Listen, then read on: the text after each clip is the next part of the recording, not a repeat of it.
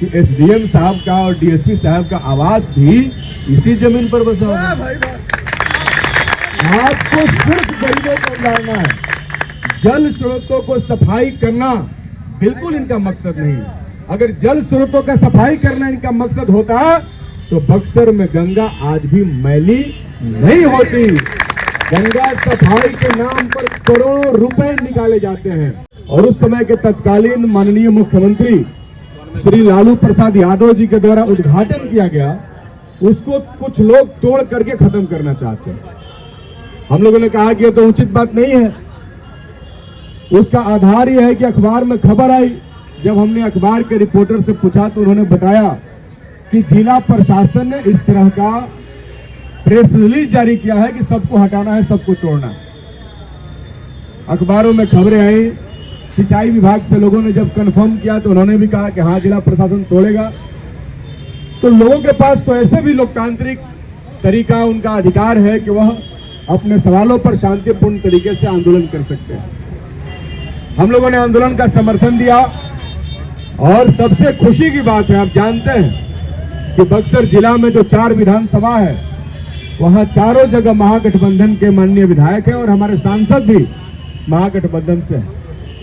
आज सुबह में हम लोग सभी लोग, मुन्ना तिवारी जी जो इस विधानसभा के सदर विधायक है, विश्वनाथ राम जी जो राजपुर से माननीय विधायक है, मैं, और खुशी की बात है कि यहाँ के नगर परिषद के चेयरमैन के प्रतिनिधि नियमतुल्ला जी, राष्ट्रीय जनता दल के जिला के अध्यक्ष शेषनाथ यादव जी और कई सारी राजनीतिक पार्टियों से ताल्लुक रखने वाले लोगों ने भी इसका समर्थन किया। यह लोकतंत्र की खूबसूरती है और यह हम जनप्रतिनिधियों का आपको समर्थन लोकतंत्र की ताकत को, उसकी मजबूती को बढ़ाने का काम करता है। कल तक दुकानों पर लाल निशान लगाने वाले लोग आज यू टर्न ले रहे हैं। वो कह रहे हैं कि हमारा ऐसा कुछ नहीं कहना। बात सही है, हम यही तो चाहते थे, इसीलिए धरना पर बैठे थे कि आप आइए और बताइए कि आप इस विषय पर क्या कहना चाहते हैं। लेकिन उन्होंने सीधे यू टर्न ले लिया कि जिन दुकानों का आवंटन नगर परिषद की तरफ से किया गया है, जो पक्का का दुकान बना है, उसको हम लोग छूने वाले नहीं हैं। ये उनका कहना कल से बैठे हुए आंदोलनकारियों की जीत है और ये बताता है कि जनता अगर अपने ताकत का सकारात्मक प्रयोग करे तो निश्चित तौर पर वह अन्याय और तानाशाही से जीत सकती है। हम लोगों ने स्पष्ट तौर पे कहा कि बिहार की सरकार ने एक कानून बना दिया है कि जहां भी जल स्रोत के किनारे लोग बसे हुए हैं उनको उजाड़ करके फेंक दो। उस कानून में यह नहीं कहा गया कि जल स्रोतों को जिन्होंने कब्जा किया है उनको भी हटा दो। शब्दों पर ध्यान दीजिए। जल स्रोत के किनारे जो लोग बसे हुए हैं वो किस प्रकार के लोग हैं? ये सामने गरीब लोग बैठे हैं, बुधनपुरवा मोहल्ला के रहने वाले लोग हैं। वो बेचारे, उसमें 70% लोग भूमिहीन हैं, उनके पास कुछ भी नहीं है, भूमिहीन है। वह सिलवट कूटने का काम करते हैं, कुछ आदमी नगर परिषद में सफाई का मजदूर के रूप में काम करता होगा और कोई आदमी इसी शहर में पलदारी का काम करता है। आप इनको उजाड़ करके फेंक रहे हैं। हम कह रहे हैं कि अगर ये आदमी देहात में भी चले जाएंगे तो ना किसी को पलदारी का काम मिलेगा, ना किसी को सफाई का काम मिलेगा और ना ही कोई सिलवट कूट सकेगा। तो इनका तो रोजगार खत्म हो जाएगा। इसीलिए अगर सरकार जल स्रोत का सफाई करना चाहती है तो शहर में ही इनके रहने का व्यवस्था करे। हम लोगों ने विधानसभा में ये सवाल उठाया था कि शहरी गरीबों को भी सरकार जमीन आवंटित करे, जिस प्रकार से सरकार कह रही है कि गांव में गरीबों को 5 डिसमिल जमीन देंगे, लेकिन वो भी जो दे रहे हैं उसका सही तरीके से हिसाब नहीं है। लेकिन शहरों के लिए सरकार का घोषणा है कि हम यहाँ जमीन नहीं देंगे बल्कि मल्टी स्टोरेज बिल्डिंग बनाएंगे, बहुमंजिला इमारत। ये घोषणा किए हुए 5 साल से ज्यादा हो गया। लेकिन बक्सर जिला में कम से कम 2 बड़े शहर हैं, बक्सर और डुमरांव। कम से कम इन दोनों जगहों पर तो शुरुआत में बहुमंजिला इमारत बन जानी चाहिए थी। लेकिन मुझे लगता है कि इस दिशा में सरकार का शायद कोई अभी तक प्रयास नहीं है। वो तो हम चाहते ही हैं कि आप बहुमंजिला इमारत बनाइए और इन सभी गरीबों को आप दे दीजिए। कौन चाहता है वहां पर रहना? आपको जानकर हैरत होगा आज भी 21वीं सदी में जब भारत को विश्व गुरु बनाने पर चर्चा हो रहा है, बुदनपुरवा मोहल्ला की महिलाएं शर्म के मारे सुबह का शौच नहीं कर पाती हैं। उनके पास एक शौचालय नहीं है। हमने ये सवाल उठाया कि उनके लिए शौचालय का, सार्वजनिक शौचालय का निर्माण किया जाए। ओडीएफ पर ओडीएफ घोषित किया जा रहा है।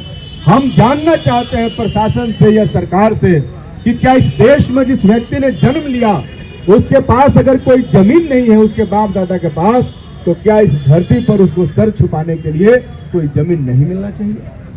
ये बहुत बड़े सवाल हैं। वो कह रहे थे कि हम दुकानदारों को नहीं हटाएंगे। हमने उनसे कहा कि बगल में बेचारे कुछ गाय भैंस रख करके दूध बेचने का काम करते हैं। उनका दूध देहात में कोई खरीदने वाला नहीं है। शहर में थोड़ा सा दूध उनका बिक जाता है। बेचारे गरीब लोग हैं, जिंदगी जी रहे हैं। उन दूध बेचने वाले लोगों को उजाड़ने से आपको क्या मिलेगा?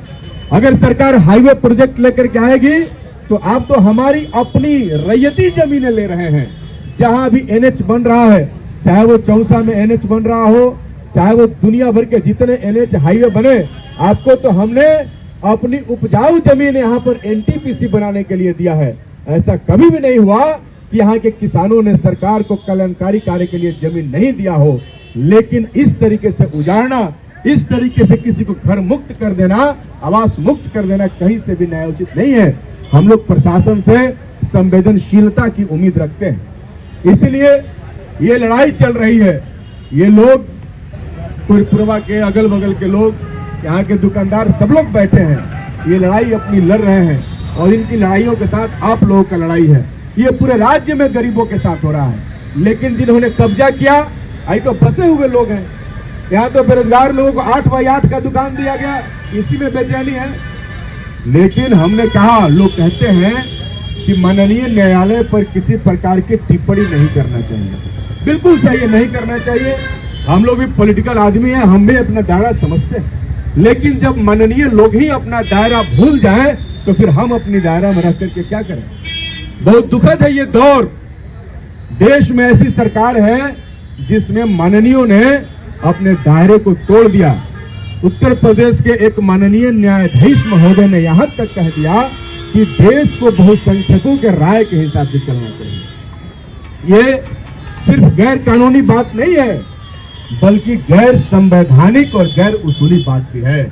हमारा संविधान जो हर व्यक्ति को धार्मिक स्वतंत्रता का अधिकार देता है, हमारा संविधान जो धर्म के नाम पर, जात के नाम पर किसी व्यक्ति के साथ किसी प्रकार का विभेद नहीं करता, वहां इस न्यायपालिका के संरक्षण न्यायाधीश महोदय द्वारा यह कहना कि बहुजनों का विचार अल्पसंख्यकों पर थोप दिया जाएगा, ये इस देश के खिलाफ, इस देश के संविधान की मूल भावना के खिलाफ। और हमने सुना कि यही इसी बक्सर में माननीय न्यायाधीश महोदयों का आवास इसी जल स्रोत पर बन रहा है।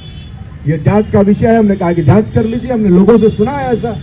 पहले तो बना है सो बना ही है, नया भी बन रहा है, नया भी बन रहा है।